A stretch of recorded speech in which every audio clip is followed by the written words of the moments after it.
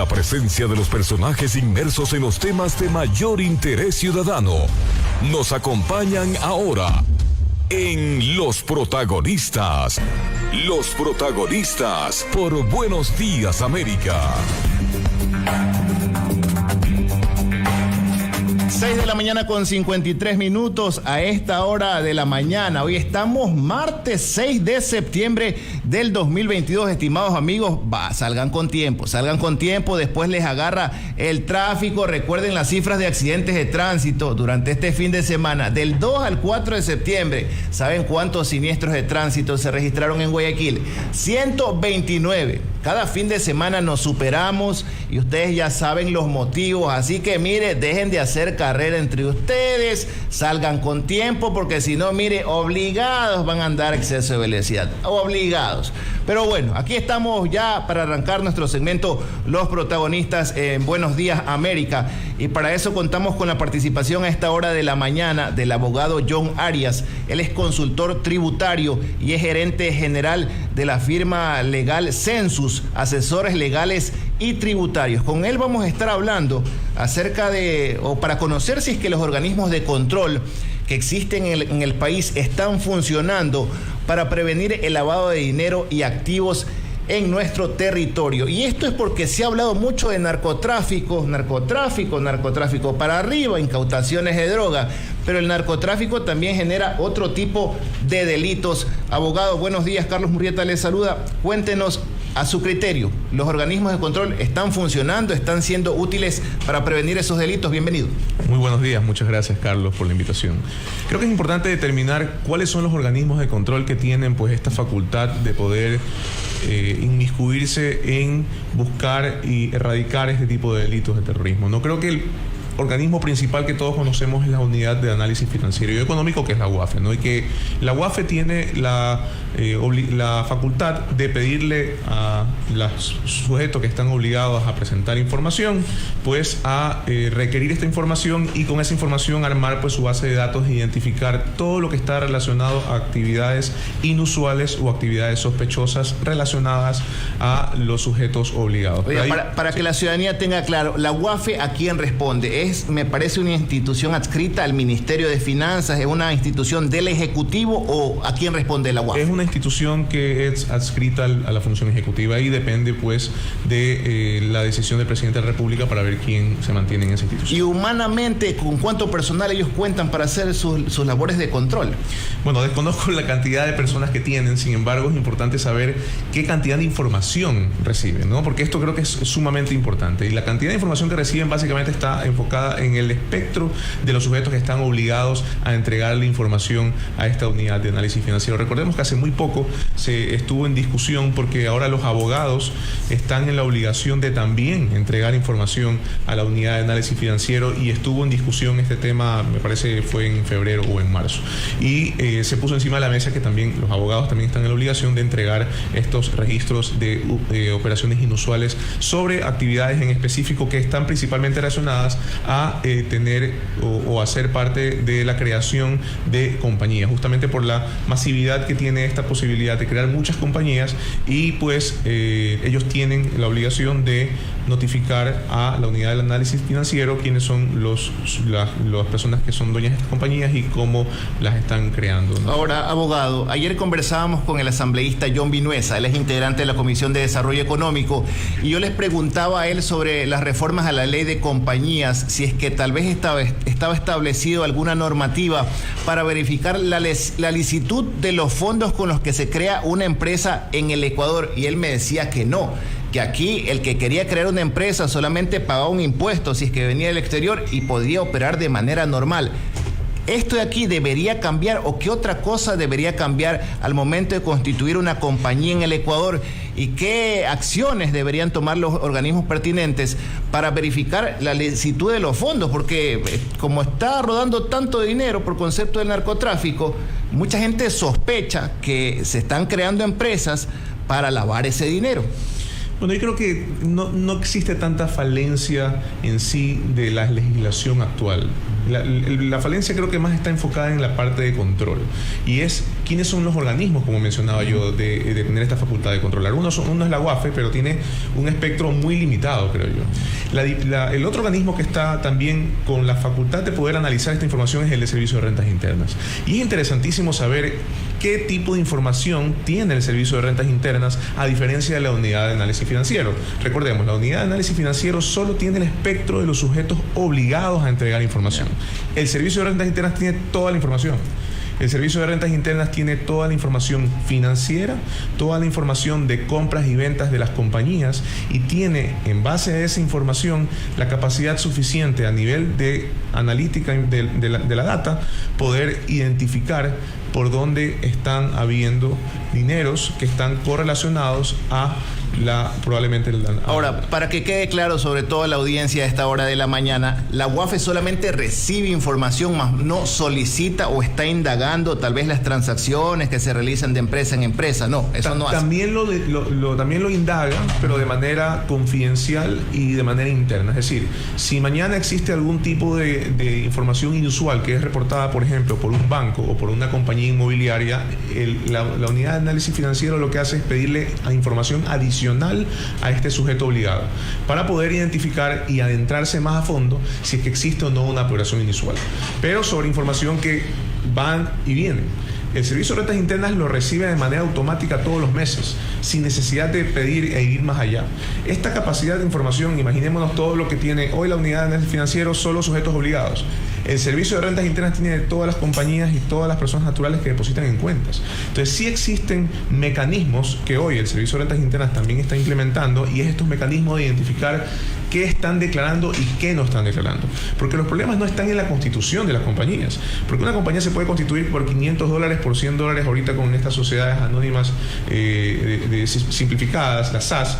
Sin embargo, el problema no está en la Constitución, porque la Constitución puede constituirla con valores mínimos. El problema está en los movimientos posteriores a la Constitución, que es cuando comienzan a depositar los dineros.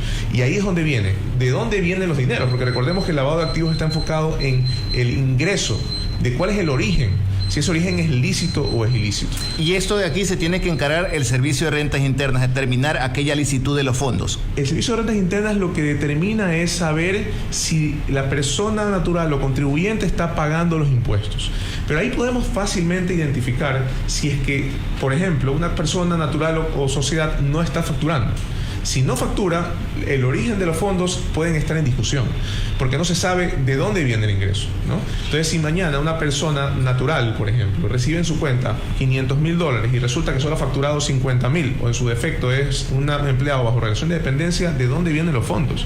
Entonces, si es una identificación que, ojo, pueden ser de sujetos que no están en la obligación de hacer reportes a la UAFE como sujetos obligados, sino son de personas que hacen otro tipo de actividad y que no están regulados. Ahora, abogado, esta apariencia de legalidad, tal vez habrá grupos vinculados al narcotráfico u otros delitos que se revisten de legalidad conformando empresas y que se dedican a ciertos sectores productivos de nuestra sociedad. Me acuerdo que por allá por el 2015, 2016, se detectó por parte de las autoridades de ese entonces a varias farmacias de muchas provincias del país que precisamente servían para lavar el dinero, producto o que tenían un origen de una actividad ilícita. ¿Cómo el organismo de control puede identificar aquello tomando como referencia las transacciones que aparentan o se revisten de cierta legalidad, pero que en realidad lo que están haciendo es procesar el dinero y mover el dinero de una actividad ilícita? Claro, el problema está en el inicio de dónde proviene el dinero, que es el depósito en cuenta o la venta. Es posible que estas farmacias que usted mencionaba estén correlacionadas a ventas al consumidor final, por ejemplo. Entonces, sabiendo que existen ventas que no tienen un beneficiario, porque puede ser un beneficiario inexistente o un beneficiario fantasma, en este caso consumidores finales, es, creo yo, fácilmente identificable por parte de las autoridades de control, principalmente el Servicio de Rentas Internas, porque pueden ellos saber a quién le han facturado o a quién no. Porque en teoría todas las compañías y personas naturales están obligadas a poner un beneficiario de quién está comprando, a partir de una cantidad que es $4. Entonces, si a partir de $4 yo no he puesto quién es el beneficiario, fácilmente podría ser identificable por parte del Servicio de Rentas Internas de pedirle información y decirle, señores, a ver, estos $200,000 que le ha vendido el día lunes 3 de agosto, ¿A quién se lo vendió? No, se lo vendía al consumidor final. Entonces, entrégueme la información suficiente para poder demostrar que efectivamente, primero, esa venta es real. ¿Y cómo demuestra que es real? Porque tú tienes que vender inventario. No puedes vender humo. Y la gente que hace esto y se dedica a esto de aquí, puede ser que esté vendiendo humo y no vendiendo cosas reales. ¿Y qué pasa, por ejemplo, por citarle otro caso, con las importadoras de electrodomésticos? Así como existe una lluvia de farmacias en todos los barrios. Yo sé que han sido años positivos, ¿no?, para el sector de las farmacéuticas por la pandemia, ¿no? Porque muchos han caído enfermos, muchos hemos caído enfermos y la necesidad de medicamentos. Pero créanme que como guayaquileño, yo sospecho, y digo que solamente es una sospecha, porque yo avanzo por la avenida Machala, por la avenida Quito, y en todas las esquinas hay grandes laboratorios farmacéuticos, y es verdad, no pudieron haber vendido mucho, pero ¿no le parece esto sospechoso? Y también con estas casas comerciales que venden electrodomésticos, yo digo, no, todo en el margen de la legalidad, en el marco de la legalidad, está bien, es correcto, está bueno el fomento productivo. Pero a mí me parece, yo tengo esa impresión de que hay ciertos negocios que se están camuflando, ¿no?, y que están pasando de agache y que la autoridad de control no se está dando cuenta. Esto aquí que yo sospecho, porque es una sospecha únicamente, es posible que se esté dando en la realidad. Creo que lo importante es ver de dónde provienen los fondos cuando se venden esos electrodomésticos o cuando se venden estos productos médicos. Si los fondos son lícitos, es decir, son de personas que van a comprar su electrodoméstico o van a comprar este producto, en realidad ahí no puede existir un lavado de activos en el ingreso. El problema es de dónde sacan el dinero para comprarlo, ¿no? Porque al final, en la teoría, el que vende algo, que vende un producto o que hace una importación, tiene que tener un ingreso lícito para poder comprar ese producto. Y a su vez, la persona que se lo vendió tiene que haberlo facturado. Entonces, siempre en la teoría debe existir un control que se puede tener por la necesidad de facturar todo lo que se vende y de recibir factura de todo lo que se compra. ¿Y qué pasa si, por ejemplo, una empresa o determinado negocio solamente no exige o no suele exigir o entregar facturas al consumidor final? Si la gente a uno le pregunta, uno va al supermercado y le dicen factura o consumidor final, y la mayoría responde consumidor final. Este tipo de costumbres que tenemos los ecuatorianos debería modificarse. ¿Por qué? Efectivamente debería modificarse, y ahí quiero que de alguna forma hubo una diferencia cuando se hizo esta reforma a la ley de régimen tributario interno, donde se quitó esta necesidad de las personas naturales de exigir factura.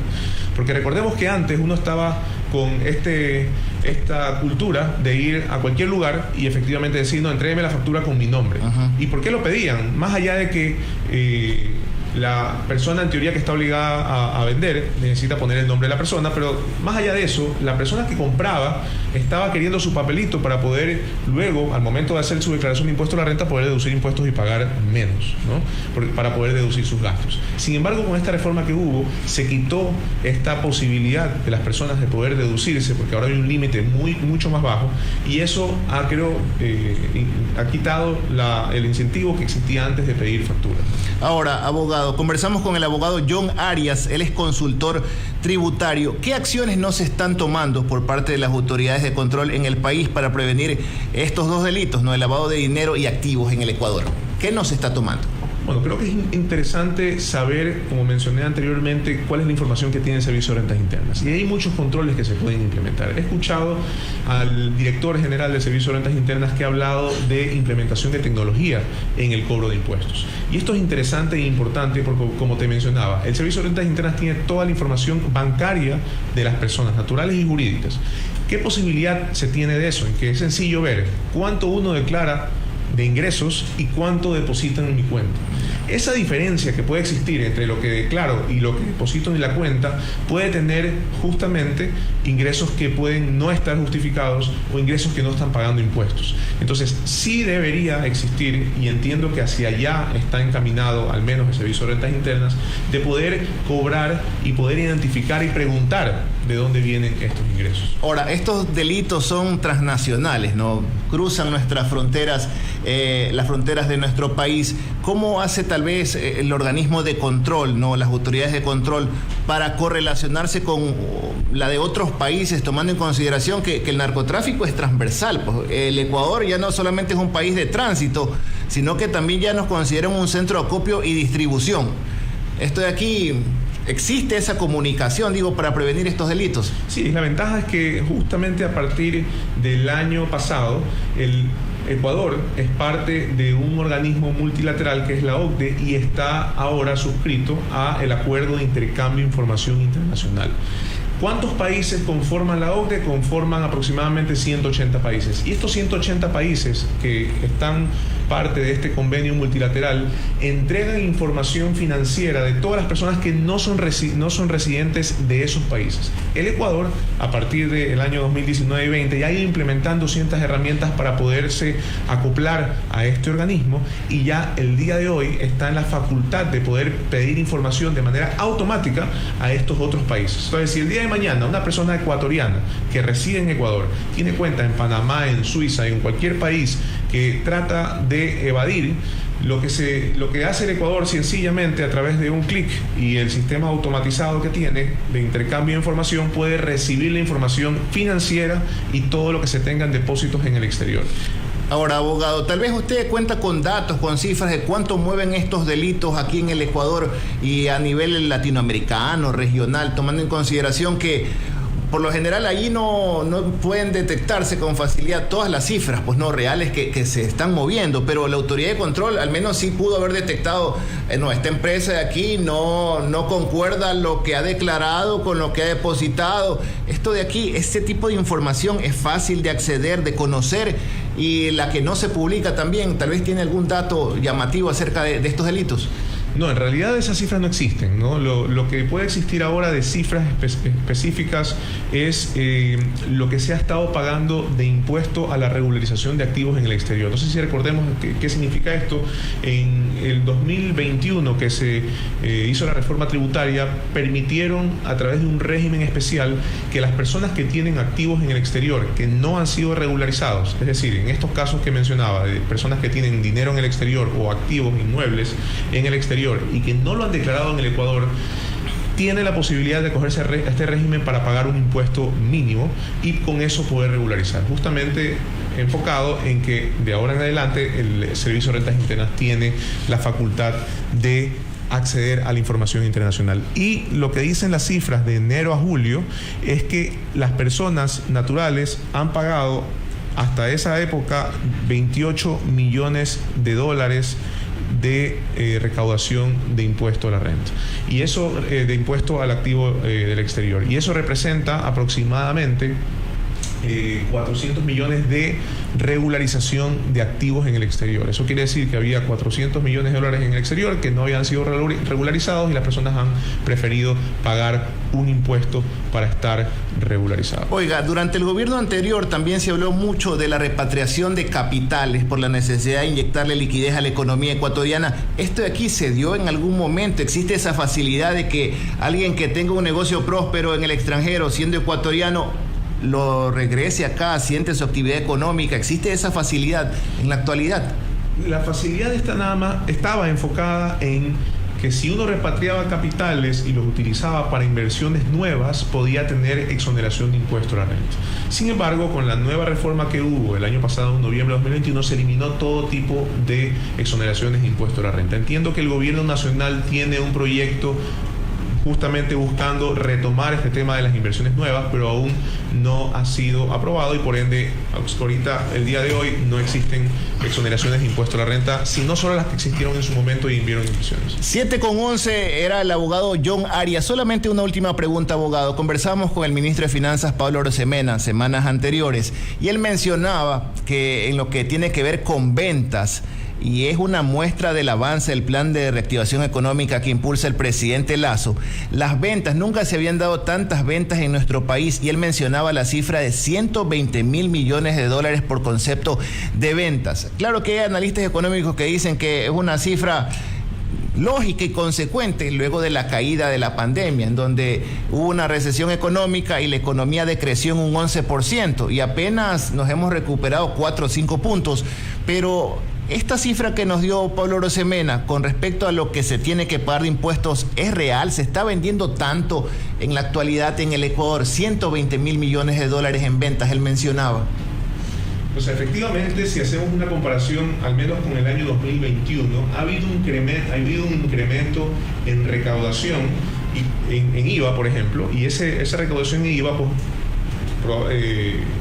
necesariamente está relacionada a vender más de manera interna, ¿no? Entonces, por ejemplo, en el año 2021 hubo recaudación de IVA de 632 millones de dólares, y en el mes de enero del 2021 y en el mes de enero del 2022 hubo de 827 millones de dólares. Estamos hablando de un incremento aproximadamente del 20% o del 25%. Es un valor bastante importante, solo hablando de un mes con el otro. El año pasado, 2021, que ya habíamos pasado pandemia, ¿no? Entonces, sí, efectivamente ha habido un incremento en recaudación que es consecuencia de un incremento de movimiento de ventas. Listo, muchísimas gracias por estar con nosotros esta mañana. Era el abogado John Arias Izquierdo.